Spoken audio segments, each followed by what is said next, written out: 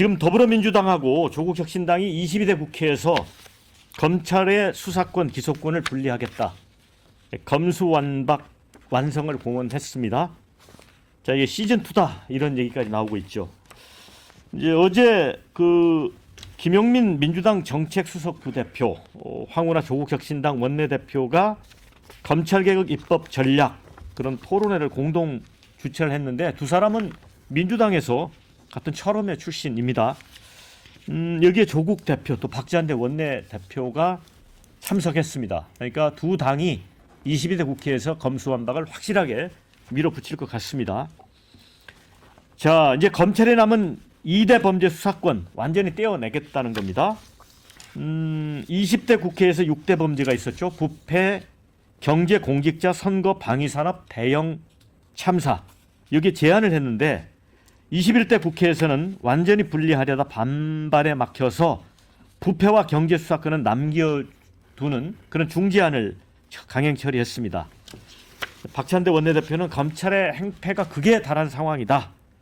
조국혁신당 조국 대표는 수사와 기소 분리가 검찰 정상화의 시작이자 핵심이다. 이런 발언을 했습니다. 자, 이제 그래서 검사 기소권 남용을 막기 위해서 민주당은 재정신청 전담재판부 설치, 또 조국혁신당의 공약인 검사장 직선제 이거 도입도 함께 추진할 걸로 보입니다. 이날 발제자였던 서보학 경희대 법학전문대학원 교수는 개헌을 통해서 검찰의 독점적인 영장 청구권도 삭제해야 된다. 이런 주장까지 했습니다. 그리고 6개월 안에 개헌 6개월 안에 마무리해야 한다. 탄핵이 되면 조기에 정부가 교체될 가능성도 있다. 그러면서 특검, 탄핵, 검찰개혁 3단계 노드맵까지 주장을 했습니다. 이에 대해서 법사위 국민의힘 간사인 정점식 의원은 국가기관을 보복 수단으로 삼는다고 평가할 수밖에 없다. 검찰의 직접 수사 제한 때문에 많은 분들이 불편을 호소하고 있다.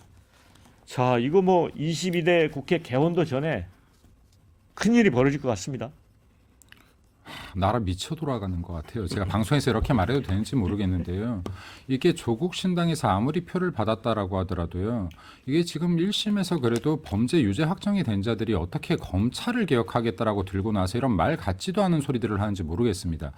이게 검수완박과 공수처 같은 경우 사실 지금 지난 문재인 정권 당시에 이 두 개를 밀어붙일 때요.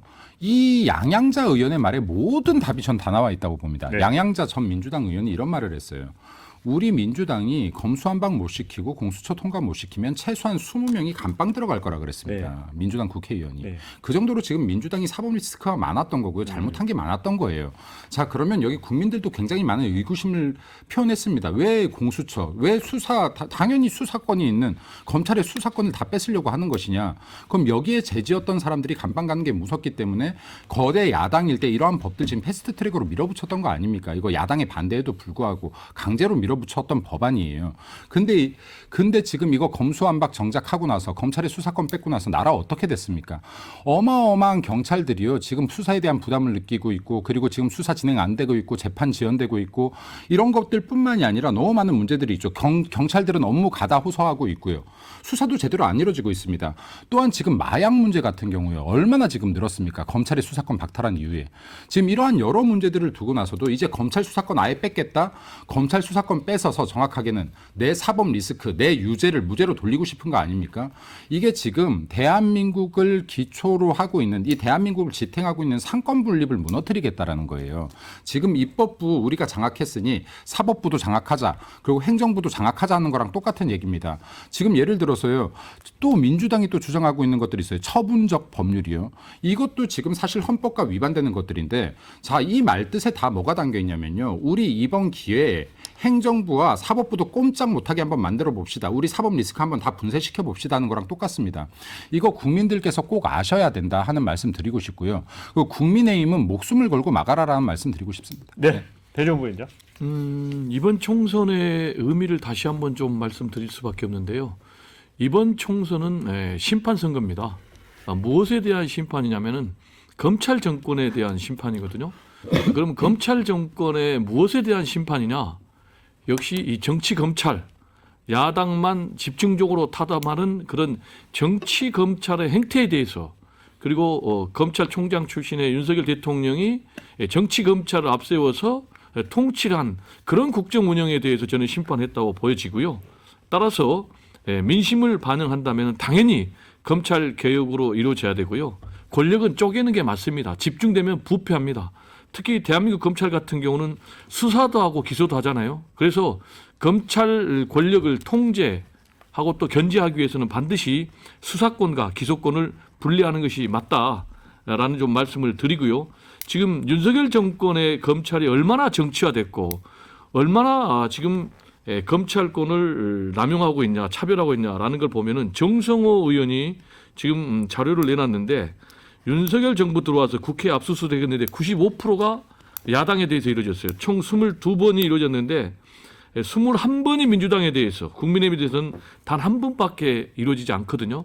법 앞에 만인이 평등한데 지금 윤석열 정권은 검찰권을 오히려 지금 탄압과 보복의 도구로 쓰고 있는 것 아닌가라는 민심이 반영된 결과가 저는 4월 10일 총선 결과다 이렇게 말씀을 드리고 싶습니다. 네. 자, 아니 짧게 말할 기가 시간이 10초만. 있을까요? 예. 네.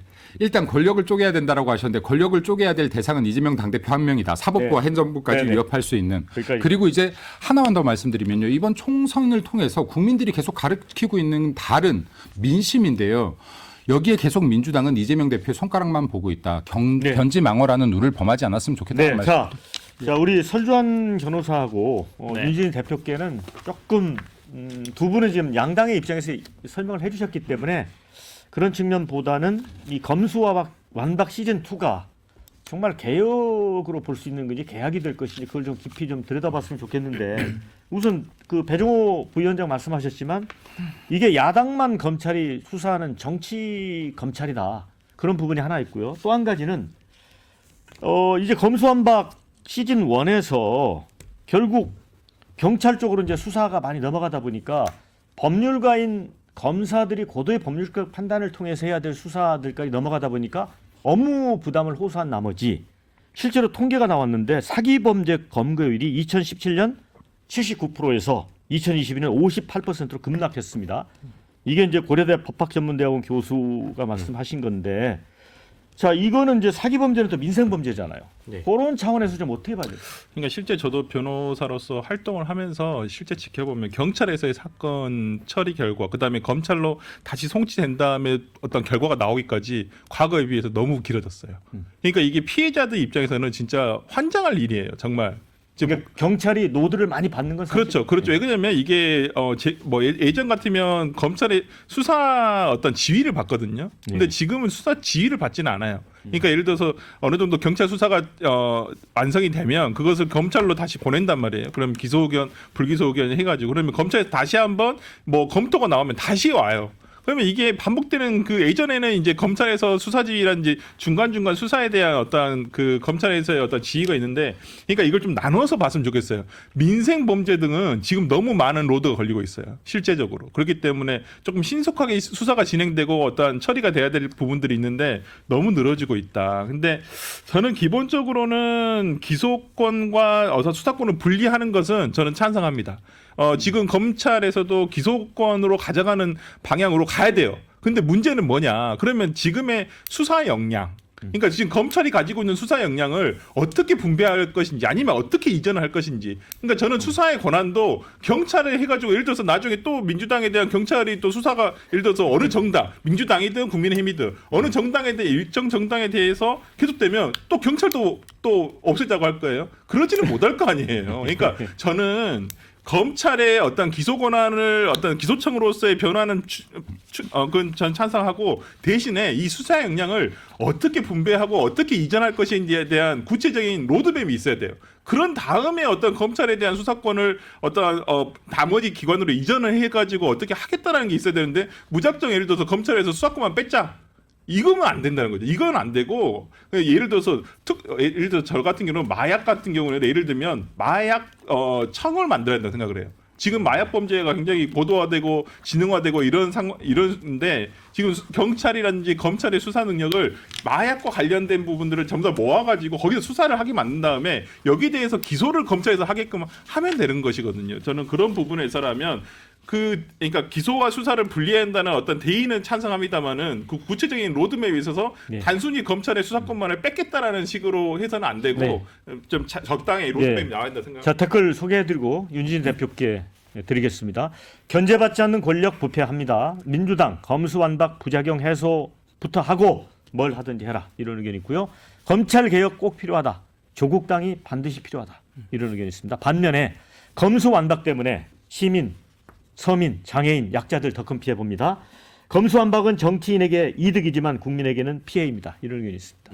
저는 국민의힘이 이 문제를 좀 다른 관점에서 접근했으면 좋겠어요. 그러니까 뭐냐면 제가 검찰개혁 검수완박 얘기 나올 때 국민의힘 의원들이랑 이렇게 얘기를 해보면 이런 얘기 해요. 뒤돌아서는 근데 검찰개혁을 하긴 해야 돼. 이런 말 해요. 예. 실제로. 그러니까 뭐냐면 당해본 사람들은 알거든요. 검찰의 그 과도한 수사, 과잉 수사, 또 검찰의 그 어떤 뭐랄까요 무소불위의 권한 그런 것들이 있기 때문에 저는 국민의힘이 오히려 저는 설주환 변호사가 말씀하신 걸 제가 말하려고 했던 내용을 그대로 말씀하셨거든요. 그러니까 피해보는 사람들이 많아요. 검수완박으로.